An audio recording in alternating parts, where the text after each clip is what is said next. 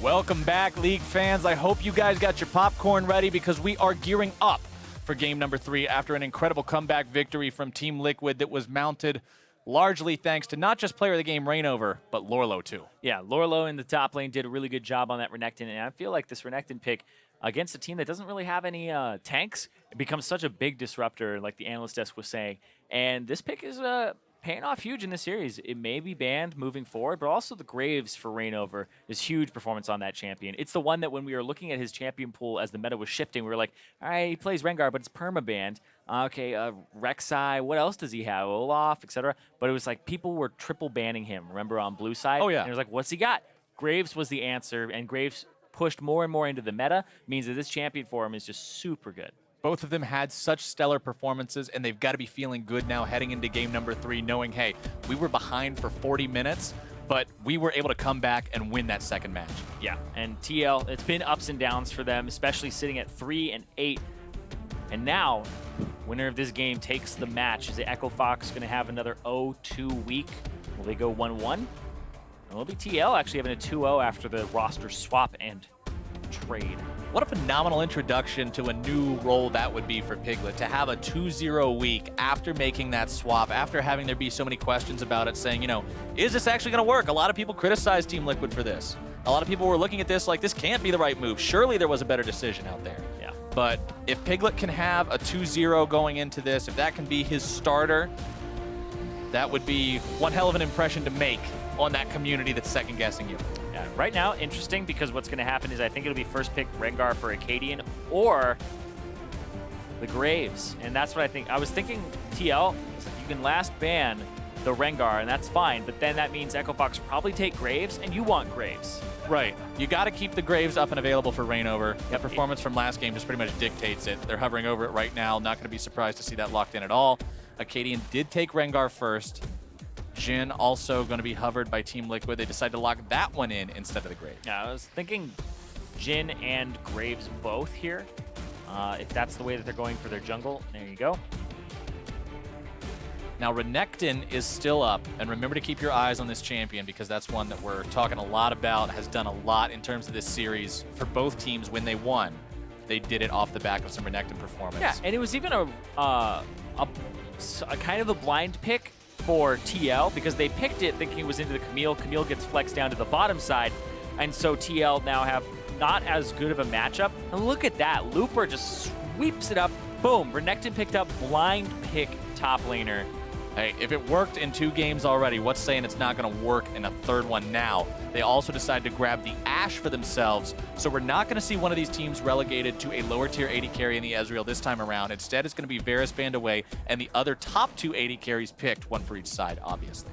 Yep, see that's Nautilus here apparently is the answer, so they're going with a tank that scales and can actually go kind of head-to-head against the Renekton. Yep, and up through week 6, day 2, he did have a 36% pick rate, 13% ban rate, but a 61% win rate. So Nautilus does result in quite a few wins. Yeah, he's been getting a little bit better and better too because of the nerfs to Maokai. Maokai was the top lane tank that most people would go towards, and it seems like the Nautilus is instead the one that people are gravitating towards now with all the CC he has in his kit, but also the E. Just so powerful at getting you priority in the lane, and the fact that Maokai's main wave clear tool and pressure tool, the Q, at increased mana cost means can't do it for as long as Nautilus can now. Going into phase 2, we're going to see similar focuses to what we saw in phase 2 of the picks and bans in games number 1 and 2, with support being focused by Echo Fox, mid lane being focused by Team Liquid. It's going to be Thresh and Ahri taken out first and foremost, but the Karma going to be banned away by Liquid means Matt will not be on that one this game. And they banned it away even though they were able to possibly pick it themselves there. Which means they have to have a different plan going into this 4th pick. Not wanting to give that one away to Echo Fox. Syndra will be the answer. After Piglet's ability to just delete people in the last game, they don't want to deal with that one 2 games in a row. Cassiopeia is still on the table. This may be Echo Fox going for Orianna because then the counter would be, or it would be a counter to Cassiopeia, so you could pick it blind. If TL see this coming, maybe they pick Orianna for themselves here, but we'll see. Looks like it's going to be Tom Kench instead. We talked yesterday a little bit about with the Rengar into Jhin matchup, how dangerous it can be for the Jhin, one of the only champions in the game that roots himself with not one, but 2 different abilities. Yeah. So somebody like Rengar who's looking to close in on a poor, helpless AD carry kind of has his dream lined up in front of him there with the Jhin doing it. But we also saw Youngbin and Matt struggle in a double range lane against a support that's melee. And now they have the melee support themselves, so they could pick something. Oh, I guess they'll opt into a melee versus melee support matchup here. Okay. And I think Orianna actually fits this pretty well. Blind pickable. Maybe Froggen goes for the Anivia. Could be Twisted Fate too. He loves that champion. Yeah, he's got both of his. I think Vol combo is just too good to pass pocket up. picks available. Yeah, and you gotta suspect that he'll pick Cassiopeia. You can see him talking with the team. Froggen just trying to think about what he wants to do here. What's it gonna be? All right, Victor gonna be showing up this game. A lot of wave clear, a lot of burst and AoE. Okay, and so for TL, what does that mean for Piglet here? He's played the Cassiopeia, and I assumed that was what he would go for. He had such a good showing on it, and they need high magic damage in this composition, especially since they don't have that same type of top lane carry that they had last time. And it will be the Orianna here for Piglet. Okay. All right. Piglet's going to be working the Orianna this game. It's the final pick for Team Liquid, the final pick of the draft going here into game number 3 to decide which one of these 2 teams is going to be walking away with the win. And you know it means so much to both of them. Like you already mentioned, like we already talked about, this could be a 2-0 for Team Liquid if they manage to win this one on this week with their first new instance of the roster, I guess I should say. Or for Echo Fox, they don't want to be walking away with 2 back-to-back 0-2 weeks. They want this win. Yeah, back-to-back 0-2 weeks, giving them a 4-match streak of losses here. Feels real bad. They were on the upswing. People were hyping these guys up. Acadian looked like a monster and that this team was starting to get things together. And now, well, they took a loss to Cloud9, which is completely unexpected. Right, Cloud9, very strong team right now. Yeah, but Echo Fox, they want to be a playoff team. These guys are here to deliver, here to play. Acadian doesn't want to be a scared jungler. She's going to keep going aggressive. But it's not working out for them so far in the last 3 matches. The whole team hasn't been on the same page. This is the game for all the marbles. Yeah, this is the one where Echo Fox kind of has to take the misplays from the last time around, those botched fights around the 30-minute mark, the comeback from Team Liquid, make sure that they take the lessons from that experience and walk away with them, realize what they have to fix, but at the same time, don't dwell on the experience itself. Don't dwell on, we messed up, we threw the game, we should have had the win, this series should be over, we should be going home right now. But we're not. If you make a mistake and then you think about the mistake, you're making 2. Right. You make the mistake, you think about the lessons from the mistake, then you're going to be solid, then you're going to make it less in the future, and that's where Echo Fox needs to be mentally going into this game to make sure that they're not just going to put themselves at a disadvantage running off the Summoner platform. But they are running off that Summoner platform right now. Their opponent's going to be doing the same. We're on to Summoner's Rift for the final match of this best-of-3 series, the decider of everything as the teams fan out and take their places across the river. Yep. Echo Fox, the Victor mid for Froggen, was expecting the Orianna here to go alongside the Rengar and have the ball combination. But it's not that. He's going for the wave clear to roam and also Deathfire Touch for it. And we've seen Deathfire Touch Victor a little bit more now. The trading pattern and the single target ability of Q actually gives it a very high value, and the fact that it has that AP ratio on it, and Victor has a naturally high AP due to his Hex Core, makes it a very good mastery for the Victor. The Thunderlord's a little bit more bursty, but also, that's if you're trading more frequently, Deathfire Touch is better. Yeah, it's just got so many different synergies, like you listed off. Yeah. So many different ways that it ends up working out very favorably for the champion. Yeah, if you're only walking up and hitting somebody with an E and a Q combo every few seconds, we're talking like 20 to 30 seconds, then Thunderlords is your jam. But if you're just constantly queuing and auto-attack trading, which you should be on Victor, the Deathfire Touch will give you a little bit more value. Yeah, 24/7 harass. Go for the thing that doesn't have the cooldown. What? Okay. I was like, where is Looper going? Looper awarded the red buff to see if that's what's going next for Reignover. Looks like the answer for that is going to be yes, so some good information will be discovered there to just keep track of this guy as he moves through his jungle. Want to make sure that they keep a bit better of an eye on him this time around if they can. Gate trying to jump in here onto Youngbin and Matt. Youngbin and Keith both going to be taking a little bit of damage in those trades, and it will be fun to see, like you mentioned earlier, this is the first time we're going to get to see Melee versus Melee in these matchups here today, so to see how the outplays end up working around. Matt's able to get his icky tongue onto Keith and slow him down a little bit there, but not really any follow-up considering everybody's still level 1. Yeah, went forward because Gate went over to the blue buff to ward it to see Rainover. So TL have been spotted out, and Echo Fox have full knowledge of Rainover. Rainover grabbing the blue, no problem really there. Has to go back for the extra auto attack, accidentally left it at 1 HP. This Froggen and Piglet pretty much even here in the mid lane in terms of where they're at in terms of health and mana, but Piglet's down by quite a lot of CS. Yeah, he's actually missing CS and getting zoned off by Froggen. He missed 2 there, 3rd as well. So he's actually decently behind. Froggen's yeah, that ball was not now finding the mark. Froggen's like, nope, this is my farm. Yep. He's going to burn him with Deathfire Touch after every trade. Once the cannon, he's going to miss it. This is too early of an auto attack. He only had that opportunity to really weave one in, but if he waits an extra second, he was trying to dodge the E because he knew it was coming out, but he only had that small window. I was looking at that at first when it was like 12-4 and thinking, oh yeah, Froggen's got a few more extra creeps. Piglet will farm those up. It'll equalize sort of, but 19-7 is really different. Yeah, Rainover is actually like looking mid, camping mid, but then they're actually invading his jungle here. Both Katie and Looper walking through like, where is he? He's supposed to be here. Nope, he's just hanging around mid too much, so Cadian's saying, all right, if you just want to sit around mid, try to help your mid laner CS properly, I'll try to take these Krugs away. Caught him Cadian's going to be found out by Lorlo. Cadian trying to get himself away, going to be beaten down. Got to be careful about this one. Looper trying to jump in, make the fight happen, get his buddy away if he can manage to do it. Both Fox Rainover players so incredibly low. Rainover looking to come in. First blood, bullets to the back.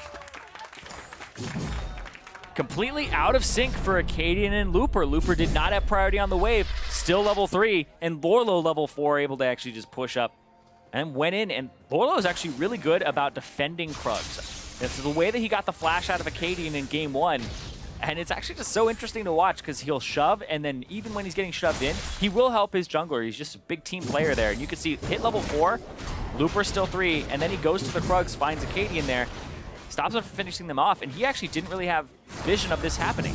He's checking this because of the way that people are playing.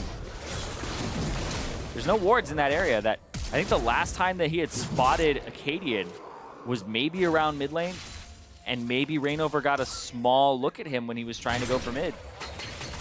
Very good response for Team Liquid against the aggro from Fox, trying to steal away some of those camps. I mean, I guess Acadian did get some of the Krugs, but it wasn't really worth it. Matt going to be stunned up as he saves Youngbin from Gate's aggression. Going to be sidestepping away from the Deadly Flourish, too. Yeah, Gate also didn't get a heal off of his tactical sweep because Matt ran straight at him. You only heal off tactical sweep on the outer ring, not the inner. So if you know you can't get out of it at all, you might as well just kind of bite the bullet, take the lower amount of damage, don't give him the heal. Yeah, it actually only deals a small amount of physical damage, and the percent HP and the heal are all on the outside. So in other words, just walk straight into it. Yeah, basically, Camille only slows you, deals percent HP damage, and heals for it if you're on the outer half of it. If you're right in front of her, you get hit for like 65 physical damage. Not really a big deal. She'd be better off auto-attacking you at that point, Acadian. Then you run into her, and she Qs you and chases you down, and Qs you again. It's a nightmare. So don't always run into Camille. Don't take this as absolute advice. I know some of you guys in Twitch chat would do that, so... What they said when you do, you're not allowed to blame me. Gate and Keith, again, looking for opportunities to go onto Youngbin and Matt. Now going to be turning some focus fire onto Matt himself. It doesn't result in a whole lot going down just yet. A small CS advantage for Keith down here in the bottom lane. Talk about CS advantage, though. Mid lane. Oh, my lord. 57-24. Froggen showing absolutely no mercy. Yeah, more than doubled Piglet's CS right now. It's pretty disgusting. This is a really, really strange situation. Yeah. I didn't think the Victor Oriana matchup was this bad. I don't think it is. Yeah. I don't think it's that bad, but also the Deathfire Touch adds a new spin to it where every bit of harass, the Q is single target, so it actually is the full duration of Deathfire Touch. And so you actually get a lot of damage from it. And it's a great harass pattern. So Piglet may have messed up early and something happened that we didn't see. He's just missing CS left and right as well. Gate getting himself What are you slapped around doing? by Mad, who wants to devour, does get it. Youngbin doesn't have Deadly Flourish available. Gate's going to be exhausted. Heal comes out, still looking to keep that support alive if he can. Keith now going to be chasing down Youngbin. Focus fire coming through. The heal used to keep Youngbin alive, barely getting himself away. Gate afraid to jump in, and wisely so. That was almost bad for both sides. Yeah, that was like a what is going on? Even the W from Youngbin, if Matt had just been able to eat him first, then throw him out into a W, maybe that's the kill there, because that's that extra little bit of damage you need onto Gate. The Summoner Spell trades of both heals and both exhausts. Oh my god, this mid lane matchup. Let's go back to that, because this is where the game is actually... Yeah, this is getting, honestly, pretty crazy. And for those of you who might have missed it, the fan vote that came up on the bottom of the screen there, 69% believe that Team Liquid is going to be walking away with the win here, but sadly, 69 is a much bigger number than Piglet's CS right now, and that's something that's being a real problem. Damn. It's not harsh if it's true, Zyrene. It is sometimes. Well, It can still be harsh and true. it can still be harsh and true. It's called tough love, There you go. and sometimes the kids need it. Piglet, he's getting there. He's picking it up. Dark Seal for himself. It could pay off in the future, but Negatron Cloak immediately to stop himself from just getting completely bullied in this lane. And he doesn't get the blue. Oh, Rainover ends up getting it instead with the red buff. We were talking about how Piglet, when he's happy, he's good. This is a little bit on This the is opposite. not a happy Piglet. No, not a happy piggy at all. Maybe it was just more tough love from Rainover. Maybe he said, nope, Yeah. you don't get the blue buff until You're you gonna catch have up. to learn how to work It's time without for you it. to learn some farming. I carried last game, but we'll see. I mean, he's usually really good about just handing those buffs off, so that was just a mistake, and Piglet ends up not with the blue buff, and also against a Victor that's almost twice his CS. Yeah, even though Liquid is the team that has the first blood, they're the team, with the assist money on it, by the way, they're the team that's almost behind 800 gold. If that whole lead is actually just the amount I'm of sure. value that he's ahead Oh, I'm sure. in the mid lane. It's about 800. I don't doubt it at all. Yep. Looper using the Dominus in the top side to trade very aggressively onto Lorlo, forcing him away, building his own CS advantage up. It's not as big as the one that you're seeing demonstrated there in mid lane, but it's still pretty impressive. 80 compared to 60. And even an 86 to 77 advantage there in the bottom lane. Curtain Call going to be used. Keith might be in some trouble here. Gate looking to keep him away from danger. Blocks one of the Curtain Call shots to keep the slow off of Keith, and then jumps himself away with the hook shot. Very well played. Yeah, just trying to get pressure here. Froggen, though, let's talk about his CS for a moment, too, because it's not just the fact that he's doubling Piglet's CS, or was in the past. Of course, the numbers get higher, it gets harder to do so. He's at 100 at 10 minutes, so he's CSing incredibly well and really not missing anything. Yeah, breaking 101 when the next closest person is your own AD carry at 87. This shows that Froggen's having a great time farming up so far this game. Now going to be rotating topside, looking to help Looper push this turret, and Acadian's coming up to help these guys too. This is Echo Fox looking for turret first blood if they might be able to find it. Lorlo trying to go in, but the turret has already been taken down. He makes a mistake, overcommits himself. Now Acadian going to be looking for the damage. He grabs it. Rainover forced back. The Chaos Storm still ticking. Piglet putting himself in a really rough spot now. Gate just continuing to stick to him. Now having to get himself out of danger. Flashes over the wall. The Shockwave going to be forcing that one out, but Echo Fox gets not only the turret they came for, but a kill to go with it. Yep, and they don't lose much in return either. More flashes and summoner spells actually used from the side of TL. Only Gates was used, whereas Piglet, both sums, Rainover, Flash, and Lorlo blowing his flash as well. So there's a lot of repeat opportunities here for Acadian when his ultimate comes back up. You know what we're seeing now too? Infernal Drake. Again, now the first turret is down. Everybody can start killing each other for it. Yep, and, well, I don't think TL will actually try to contest it here. Piglet is a large part of that actual team fight, and he doesn't have anywhere close to the level or gold necessary to be impactful here with that Shockwave. You see, it's kind of tickles the support right now. Froggen continuing to zone Piglet away from the farm, still maintaining roughly double his opponent's CS, even after all this time. 121 compared to 65, 66, 69. There we go. He hit the fan vote. What is it with you and this number? Rainover farming up the Scuttle Crab in the bottom side river, maintaining some extra control over the Dragon Pit. You got pings coming out now from Fox onto that area. And I was expecting the Orianna for Froggen, like I said earlier, and Piglet to play like the Cassiopeia because he had played it and had done well on it. But the Orianna looks like it's a little offsuit here. And the fact that the Victor is into it, I don't think either of those are really particularly bad matchups into Victor, or they shouldn't be. Yeah, I've never really seen that as something that's like, oh, this is a hard counter. You're going to get completely shut out of the farm. I know the range is interesting between the two when it's Orianna versus Victor, because Orianna's ball range pretty good, and she likes to auto-attack trade, but that's usually a large part of her early trading pattern is the shield into the clockwork windup. But Victor with Deathfire Touch gets a shield, Q, and a good auto-attack to trade back. So he wins the trades early, but I think Piglet may have taken some trades and ended up getting completely zoned from the wave because he wasn't completely familiar with the matchup, and maybe Deathfire Touch as well, because that has been a recent change as well, a recent shift for a lot of Victors. Fox now shifting their attention over towards this Drake Pit. They got Keith, Acadian, and Gate all hanging around. They're going to do it on top of a ward, but it does not matter. The Deadly Flourish will not successfully steal that away from somebody who's got Smite. Acadian's up and ready to secure that. Bonus AD and AP going over to these guys. And we mentioned it in game number 1 where the Infernal Drake was also the first dragon. But when you got somebody like Renekton, one of these top laners whose main goal is actually damage over control, the Infernal is that much more effective. Yeah, it doesn't build full damage, but the damage early definitely gets amplified, and it feels really good. That feel when your mid laner has as much CS as the enemy jungler, it's pretty bad. He was sitting at 83, so was Acadian. But now he's got the wave, so he's up to 89, which means he cleared out the whole wave. So the trend is improving. Yeah, gap is not as wide anymore. Youngban now still falling further and further behind his own opponent. See, as Piglet is starting to shore up his farming weaknesses, the discrepancy between the top and bottom laners is becoming greater and greater. You've now got a 30 lead for Looper over Lorlo. You've now got a 20-something lead for Keith over Youngban. Yeah, and I think Froggen is like starting to milk this too, because he's actually stealing the Raptors now of the enemy. So he went in, just lasers it once, kills almost all of them, and hold on, Acadian. They know they're getting ganked bottom. Youngban's walking forward here. He's trying to clear out the wave and just wants the turret. Yep, Acadian just deciding to put that attention onto the objective. Go for that instead. Curtain call kill to it. be opened up. Acadian forced to flash.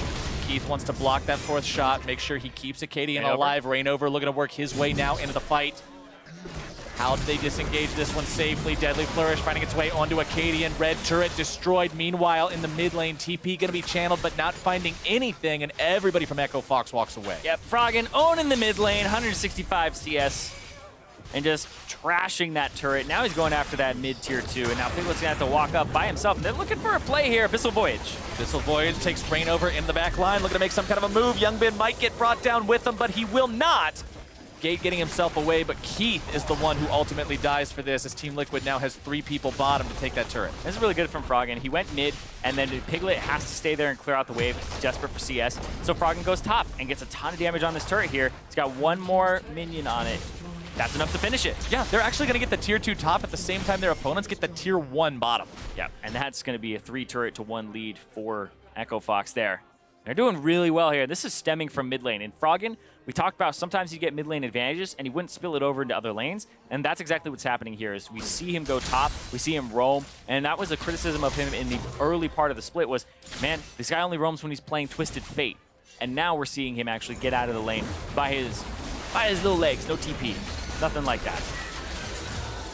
Yeah, that the good Abyssal Voyage follow-up from Matt to dive in, and he brought the right person, Rainover, in. But the Camille gets out, Gate gets to safety, and they only pick up Keith. And this is a 4,000 gold advantage 16 minutes into the match. That's quite a lot for this point in time. Fox has got to be feeling pretty good about it, thinking that they can make more aggressive plays, especially with these turrets down now. The first one in mid lane, the first 2 in top lane. You can get deeper into enemy territory, especially in that northern jungle, set down some wards and bait some traps. Yeah, the bottom lane, they'll be able to crack that really soon. They could actually just walk up to it if they wanted to, and if there was nobody from TL defending it. So Piglet is now in the bottom side, not going to have to deal with Froggen for a little bit longer.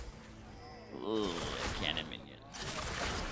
That cannon minion, indeed. Piglet at least but now. Like, the thing is, he has no pressure on him during those types of CS plays, right? Right. When you go into like a custom game and you start CSing and you're just go practicing. It's literally just you hitting the minion. Yeah, you try to get 100 by 10 minutes. Exactly what Froggen did. It was kind of like he was playing against nobody in the mid lane, had absolute pressure. And in the bottom side, it just feels like Piglet might be a little bit tilted by the fact that he is so behind, that he is not having that great of a game so far. The tilt is causing him to fall that much further behind now, as the Abyssal Voyage is going to be channeled by Matt just to make sure that Looper doesn't do anything there onto Rainover. Piglet does now have his Abyssal Scepter completed, though. So despite the fact that he's very far behind in terms of economy, he still hits the first completed item, so that's going to help him out a little bit. He'll resist the damage not only from the Victor, but also the AoE damage from the Renekton ult, I guess. I don't like it. Not a fan. I really don't like it at all. Not a fan. He bought the Negatron Cloak, which is something that people have done in the past, but he also bought a Dark Seal, and he doesn't have like Boots 2 or anything yet. It has CDR, has AP, but it's not going to increase anybody on his team's magic damage, really. It'll help the Nautilus a little bit. Yeah, it'll help the Nautilus, but they're mostly physical damage here, aside from himself. Young Bin might be in some trouble. Matt going to be looking to gobble him up. Hextech Ultimatum is canceled. Lorlo going to be the target. Looper's taken low, though. Got to be careful about chasing this one any closer to that tier 2. The ball is placed onto Lorlo. The flash away to keep Fox safe. Echo Fox goes for something there, but it ends up just a little bit too crazy. Yep. If you hold the person for long enough, like I had said earlier about Camille and Tom Kench, then you let them go. Don't let them go earlier. They snap back, and Rainover gets exhausted. Rainover going a little bit too close, going to be exhausted. The damage coming through, but Matt with yet another save. Looper looking to make the moves if he can. Grabs the kill onto Rainover. The Croc is on the loose yet again. Yep. Froggen ends up getting that kill for himself, but Looper into that back line, and this Renekton, we talked about it. He's just... This champion seems to be a bit different now in terms of priority. Maybe the tanks can't punish him enough with all the nerfs that have happened to him. The Black Cleaver shift in power, and also the fact that Fervor got buffed, and the buffs that Renekton has had seems to be rather dominant, and it's working out. Absolutely. Have those blue flags always been on the side of the base wall? Yes. I just now noticed those for some reason. Yep. That's something that always just slipped under my radar until just now. I was like, wait a second, this is a pretty cool flag. They also say North American LCS on them. I mean, I know, that's what I was saying. Those are customized for NALCS. That's freaking cool. I didn't even know those were always there. It's one of those things that was just like, this isn't a champion killing another champion or a turret. I'm not paying any attention to it. Nope. Sometimes they're, play-by-play priority. Teams, logos, and stuff like that in the past. Change it up every now and then. So you can change it up. Echo Fox having to try to escape this one, getting away from the curtain call before the 4th shot would be coming out. Grabs the Drake on their way. It's going to be 2 Drakes to 0 for them. That Ocean giving them some bonus regeneration as they continue to try to press advantages throughout this game. Katie going to ulti for the movement speed, get away, and make sure nothing happens. So Echo Fox don't lose anybody or anything so far. Mid lane will go a bit over. The other side of Rainover. Ooh, he eat forward. Rainover putting himself in a bit of a tough spot. Acadian grabs the red and just walks away. He got what he came for. Yep. Was looking for a kill there, but it is a tanky Graves. He has the Ninja Tabi, ends up taking so much damage for him. He's also on his way to Black Cleaver. Rainover gets exhausted there. Can't finish the kills. Swallowed up. Spat out right into Loopers. Right into his mouth. Gets blown up there by Froggen. Ends up taking the kill. And when you see a game like this that's 2-2, you wouldn't normally expect it to be almost 6,000 gold apart. But the CS and the turret differences between these two teams are just so huge that Liquid could be 10 kills ahead, and they would still be behind. This is where like Liquid are just losing the game, and there really isn't anything going for them at all. Is scaling even in their favor? Not in particular. And CS across the board, they've lost turrets in every lane. Every lane actually just kind of lost. And Rainover is kind of the saving grace right now, and that's it. Aside from that, not really anything too much going for him. Froggen's 15 CS away from the Flame Horizon at 21 minutes. It's funny because the Flame Horizon was originally a term for Flame when you would get 100 CS up over a lane opponent in lane. So it was during the lane phase. And then when you got out of the lane phase, it's just a term that started making more sense. It's like a term that adapted. Exactly. It's up just to 100. Because it didn't happen very often where somebody would Flame Horizon somebody in lane. And then it was just a term that you're just like, oh yeah, it's 100 it's a CS cool up. phrase. You don't want to lose it because it's so rare. Yeah. So you're like, we're just going to adapt this and make it mean 100 CS. But he's almost at that point. Rainover now jumped on. Matt trying to keep him safe. Gate needs to... Nope. Can't keep him around. Hextech Ultimatum fades away just a little bit too quick. Froggen needs one more. And the ward counts, but nope. he got two. Piglet's managing to still keep him the going. It's the push and pull. Who will hit it first? Will he catch up? Will he catch up, or will Piglet finally get himself away from the danger? Find out next time on NALCS. The rest of the game, though. No, don't really find out next time. It's going to be happening. Yeah, find out right now. Right now. See, that's the thing. When you wait for the next episode to come out, you don't have to wait. Nope. Next episode right now. 257. It's like you're binge watching. Yeah. That's honestly one of the best things to do. You watch the whole show. That's one of the best feelings when you find a really good show that you've never actually seen before, only to find out that it actually came out about 10 years ago and you can just watch the whole thing without having to go by that week-to-week hustle. And then you pick up something from like 10 years ago and it's still not finished and you're like, Berserk, what's going on, man? So what is this? Come on! When is the next release? Oh, he knows what's up. Yeah. We got the audience on our side today. Echo Fox deciding they're going to be going for Baron. It's blind to their opponents. Liquid has no idea what's going on here. A single control ward over the wall for Echo Fox. Nothing past that for Liquid. As all of a sudden, now they're realizing something might be up. Matt makes the Abyssal Voyage, going to be dropping the ward over the wall. Piglet comes in and sees this. Froggen looking to make some damage happen. Looper goes over the wall as well, going to be using the Dominus, zoning 2 away. Arrow's not going to find anyone. Acadian looking to make the jump if he can onto Rainover and Youngbin. Still trying to chase Rainover down even further. Manages to grab the kill for himself. Now going to be looking for even more. Maybe an escape route onto Piglet. Nearly bringing him down, but Youngbin's able to find that kill. The laser over the wall, and Froggen snipes him down. Youngbin going to be killed next. Keith taken low and does fall. Lorlo's able to grab 2. Froggen still chasing him down, but decides to back off now, head back towards the other way. Looper still near full HP by the end of the fight. And that's actually pretty good for Team Liquid because they go 3-3, but Fox still have superior positioning on the map. It goes even, which means it's still them just getting a little bit further in the game. 3 for 3 is not a bad fight when you're 7K behind. Man, and Piglet just is kind of banking on, he's putting the Q in the right place, and he's getting a good ulti. He went full penetration build here. He has the Haunting Guides, he has the Sork Shoes, and he has the Abyssal Scepter. So it's kind of like a selfish don't die build, but also he's just looking for that one shockwave, he's looking for that one play. He's not looking for cooldown reduction to replace the ball anywhere. He doesn't have a lost chapter. If he's out of mana, he's out of mana. Oh, almost kills Piglet there, but they pick him up, and then right there in Fog of War, Froggen ends up getting with the E. Piglet wants to be still involved in the fight. You can see stylistically some mid laners would just run away and start running towards their base, because that is Piglet's base right there. He could run into that base gate, but he still wants to be a part of it. Look at that, Froggen, disgusting amount of 4K damage in the last fight. Just huge in that one.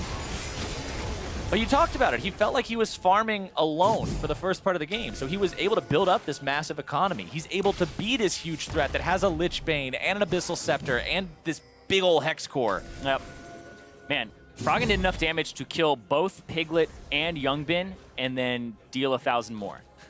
Just Froggen. No big deal.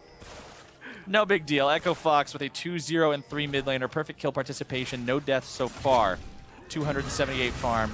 Still 2 off of that Flame Horizon that we were talking about, though. Yep, it's just eluding him and staying a little bit out of range, but Froggen, I mean, he's been a massive farmer, and people are like, oh, you know, the lane opponents just let him have it. It's like, he gets high farm because he's good at playing those matchups. Rainover, though, now he grabs the kill onto the enemy jungler. The arrow going to be sidestep. Youngbin and Matt trying to get themselves out of this one. Looper priming that stun on the auto attack, able to find it. Froggen going to be brought low. Lorlo trying to take him down if he can, but Acadian is running interference, blocks the dredge line. And that brings down the Nautilus. 3 for 0, Fox. Wow, Rainover actually got wrecked there. He got Camille ultied and he E'd at the same time. So he's over the wall and he's actually pinched between the Camille ulti and the wall. And so Froggen ultis him and he just has to stand there and kind of just take it. Just be like, well, I guess this is my life now. Yep. Stuck between a wall and a Hextech Ultimatum. Yep. Gate just zoning Piglet away from this one. Going to be sidestepping the Deadly Flourish as well. There too. Fox won't really be contested at all going for this, and Piglet tries to get himself back, but instead he's punching a one-way ticket to the spawn platform, but not in the way he wanted to. Yep. He'll be back 37 seconds from now, but that's 37 seconds that Froggen and the rest of Echo Fox have to use this Baron and push. Yeah, this right here, in, slides. Oh, God. Yeah, he can't get away. His ulti won't help him, nothing like that. And so Froggen ends up just killing him. Froggen's playing Fog of War pretty well here. And Lorlo comes through, gets the E off. almost, but doesn't quite get him. And then Lorlo gets picked up in return. Acadian, great peel there, and the minion wave also doing a little bit of blocking there on the Nautilus with a big model. Yeah, Acadian did a perfect job staying between the two because there was actually a Nautilus dredge line that would have found its way onto Froggen for the kill if Acadian's big Rengar body wasn't there. And then the minions got in the way, you know. Unlucky for the Nautilus. He is a plus-size model, I would say. Big, beautiful Nautilus. Yeah. But one thing that's not big and beautiful are Team Liquid's propositions right now, as they are currently 11,000 gold down. 4 kills down, 4 turrets down, 3 Drakes down. They're just down If I was now. casting with anybody else, I would say that no matter how you want to measure this game, it's always going to be an Echo Fox win, but you would find something ridiculous. I don't think I could. Number of cooldown boots on your AD carry. Oh, yeah. Liquid's winning through that one, but now the fight's going to be breaking out. Froggen going to be bursted down, still being kept alive somehow. Redemption still going to be healing him up. The arrow comes through. Matt's going to be in trouble. Youngbin falls first. Matt's going to be going down second. Make it Piglet third. Make it Rain over fourth. Make it Lorlo fifth. That's your clean ace, ladies and gentlemen. Echo Fox looking to make this a quick game 3. Yep, out of the GA. Last kill goes over to Froggen. That's going to be the game. That's all she wrote. 28 minutes in. 15,000 gold up. And the Flame Horizon. Hey, he did it in the end. He made it happen at the end of the day. Echo Fox, a very convincing game number 3 win. Domination from the mid lane there. Froggen takes down mid. What a monster. What an absolute monster this game. You cannot say the man did not put the team on his back and carry him straight to the winner's Look, circle. he ended up over 100 CS, 606, and 4 levels up. He's like, you come into my lane? This is my house. You're just allowed to live in my living room. For now. Seems really close to somebody's life. Say that art imitates life, right? That's the best way to make the cast hit home. That's true. But either way, it was a huge performance from him. And that's not to say the rest of the team was just dead weight either. Look at the scorelines. 4-1-4 on Acadian, 1-1-7 on Looper, 3-2-3 on Keith, Gate 0-1-9. Everybody worked together to make a very coherent and very effective fight. Yeah. Froggen, though, definitely man of the hour on that one, because that was a game that, man of the half hour, dude. It was 28 minutes and 46 seconds. Man of the half hour, because he dominated right off the bat. It was a CS advantage from the second wave, the first wave even, and then he just started crushing Piglet from there. Piglet could not recover in the game, bought a Negatron Cloak, bought an Abyssal Scepter, doesn't have CDR, doesn't have Mana Regen, doesn't have ways to zone people off as much, and doesn't have the Merlonomicon or anything like that. So it's a burst build. It's focused at trying to get back into the game, but the rest of it was Froggen rotating. He went to top side to kill Lorlo. He went to bottom side to help out, and so that is what helped them snowball so hard, was that first central part of the map, which Echo Fox has had a strong mid laner for the entire time. They're just now unlocking him. And when you can take that advantage and translate it to so many different places and say, hey, I'm ahead, you're ahead. Hey, that just makes the game so much faster. It makes everything so much cleaner. It just puts you in a spot where the game becomes simple. And that was a great job. Yeah, and it ends up being Echo Fox's first 1-1 week. No 2-0, no 0-2, anything like that. Their first 1-1 on the split. And so Echo Fox, they'll be a little bit happier than if it was another 0-2 slide, because this team, I know Acadian is definitely a jungler that, he'll beat himself up after 0-2s or after 2-0s. It ends up being like one where he's like, okay, I need to be humbled a little bit here. So 1-1 seems to be a little bit of, you'd want better, but it seems to be something that Echo Fox can work with coming into the next week. And it stops the downward slide. It stops it from going into a 4-series loss streak. It stops it from being that what's happening to us when everybody thought we had all this momentum and now everything's just going straight to hell. We're coming back. Yep. And that's what Echo Fox is sitting at right now. They can look at this as a positive experience, look at this as a win for themselves, and say, look, how do we keep building on this? How do we keep improving on this? Yeah, because they lost to Cloud9, which is something that, well, they were number 1. They're still in that first place spot around right now. And so we'll see what happens, because that's kind of a loss that you're expected to take. If you upset, then it's great. But Echo Fox, all things considered, when they walk away from this week, performed the way that you would expect them to perform, given the teams that they've beaten and also the way they were looking. But now we've also kind of got to take a look at the other side of things with Team Liquid. Team Liquid is going to have to improve some things, because we talked about how it would be really cool to see the whole 2-0 week starting off for Piglet on his first week as mid lane. And although he had some impressive games, especially that last one was one where he's demonstrated he's definitely got things to work on. I will say, though, that loss is definitely going to be something they have to look at. That game in particular as well could be a bit of a wake-up call, because Piglet, I know he was feeling really good about the mid lane transition. I know that he was feeling really confident. So you learn a lot from your losses. You learn what happened there in that mid lane. What is that matchup? So now he's going to look at that matchup, know a little bit more about it, and that's what they're talking about, is their success, their improvement is really what they're looking for here on TL. And as the teams take off to talk about what they thought about the series, it's now our time to check in with Pastry Time, who's going to be side stage with the Echo Fox support. Thank you very much. I'm here with Gate. Back and forth series there for you guys, and it's been kind of an inconsistent up and down ride all season long for Echo Fox. What are your thoughts coming off the series? It was definitely a rut series. We had quite a few stumbles, like you said. I think one of our main problems is we kind of don't respect our opponents, and we do some crazy stuff, and then it usually gets us killed, and the game gets really long. So moving into our future games, we're just gonna clean that up, and it should be good. And it does feel like you guys are in a good position to make a push here, but what does the week-to-week improvement look like? Because even though it has been inconsistent, you can definitely see that the play is sharpening up. You're not making as many aggressive or recklessly aggressive plays. Kind of what has that mentality been like for the team trying to improve together? When it comes to improving like that, I think really it just comes down to everyone doing what is expected of them. Everyone knows what each other can do, and as you practice more and more, you don't even need to like say the things that you normally say in voice comm, and everything becomes second nature. We're slowly getting to that point, but of course we still have our stumbles. And Synergy is building. You guys are just out of playoff contention right now, so looking with only 3 weeks left to play after finishing week 6, where is Echo Fox going to finish after the regular season's over? I guarantee you we'll make playoffs. I'll do everything in my power to make it. So, and also the standings are really close. I think just 1 or 2 games can change your whole season, right? At this point. So I think playoff is definitely a possibility for us right now. Seems like you're in a pretty good spot. Congratulations, Gate, on the win today. We're going to throw it back to the caster desk, though, to wrap up the series.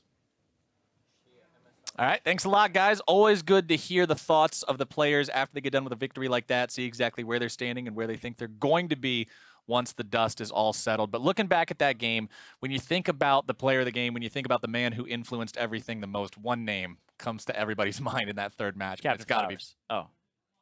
It's got to be Froggen. Yes, absolutely. Froggen dominated from the beginning of the game all the way through. It's like a 28-minute game, and he was definitely on point the entire time. Yeah. From start to finish, he was constantly making plays, whether it was in the lane, even just having the 20-4 CS advantage that he had at the very start of the lane, to rotating and making the moves. He set up all kinds of things. And one of the first fights we want to take a look at from this game, the 26-minute fight, 3-for-0 Echo Fox. Yeah, it led to a Baron here. Gate actually engages onto Rainover, then Rainover is decimated by the burst damage from Froggen. So high level 15, farming incredibly well, and the ultimate comes down as well, and he's just pinned in there. And then the follow-up from this was Lorlo almost gets to Froggen, but Acadian goes for the peel, keeps his mid laner safe, and now he can't really get past all those minions, can't get past Acadian, and the hook, like you had said earlier, stopping him from going completely in. So they ended up healing for him and playing around Froggen really well. So he got fed, but also the rest of Echo Fox did step up to actually help out the fed guy. And that's what it becomes. When you have somebody on the team who ascends to VIP status, everybody else has to hit bodyguard status and make sure that he's allowed to do what he needs to do to carry that game. And when that happens, sometimes you get a game that ends way earlier than you think it will, and that's what our next replay is going to be, the final fight of the match, where Echo Fox was able to lock this down. I will say if Piglet was higher level, he's level 13 right now, and he's the same level as Froggen, 16, this Shockwave would actually be decimating because he throws it in, hits Froggen, almost kills Froggen.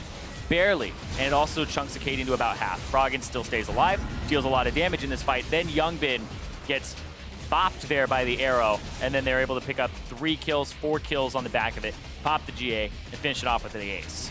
Just could not really have been cleaner at all. The 5-for-0 into the end of the game, not even 30 minutes in, yeah. Especially after the war that the final game was. This right here. Froggen, 20,000 damage mid lane.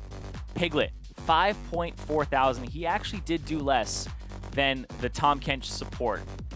Feels bad, man. That's Feels bad. not where you want to see your mid lane damage output being. Obviously, that's a real disappointment, especially I'm sure it is to Piglet as well, looking at that, seeing his own performance and saying that he's got a lot to improve on. But that's the biggest thing to take away from this, right? Is as someone who's new to the mid lane, obviously there's going to be some nuances, some subtleties, some different things that you've got to adapt to, matchups that you have to adapt to. And for Piglet, the most important thing is to walk away from this one with that in mind. Exactly. And I also think, like, for everybody else out there who like saw the game, it's like Piglet is new to the mid lane, so it will take some time for him to get completely acclimated to it. But that was a performance where you're like, oh man, if that was somebody who's like definitely, plays mid lane all the time, then it's one that you can really like go in on him for. But I think that it's kind of unwarranted. He did play very poorly in the matchup, but I feel like Liquid, they were at the bottom of the standings. They're trying something out. They ended up getting out of 10th place, tied for 10th place. They now have sole possession of 9th because Envy are still down there. And now I feel like, Piglet, go easy on him now. He had a bad game. His final game was a bad one, and people have a tendency to remember the last thing in their minds, but he had other really good games. We were talking about his Cassiopeia performances earlier, so I'm looking forward to seeing where he goes from here in the future. Yeah, if you can talk about anything, talk about how well Froggen played that entire series. Yeah, that was a phenomenal showing from him. Our first series for the day in the books, but there's more coming up right now. Well, after the break at least. Immortals, they're going to be taking on Team Envy. Don't you go anywhere. Do it! Both Fox players so incredibly low. Rainover looking to come in. First blood, bullets to the back. Youngbin's able to find that kill. The laser over the wall, and Froggen snipes him down. Youngbin going to be killed next. Keith taken low and does fall. Lorlo's able to grab 2. The arrow comes through. Matt's going to be in trouble. Youngbin falls first. Matt's going to be going down second. Make it Piglet third. Make it Rainover fourth. Make it Lorlo fifth. That's your clean ace, ladies and gentlemen. Echo Fox looking to make this a quick game 3.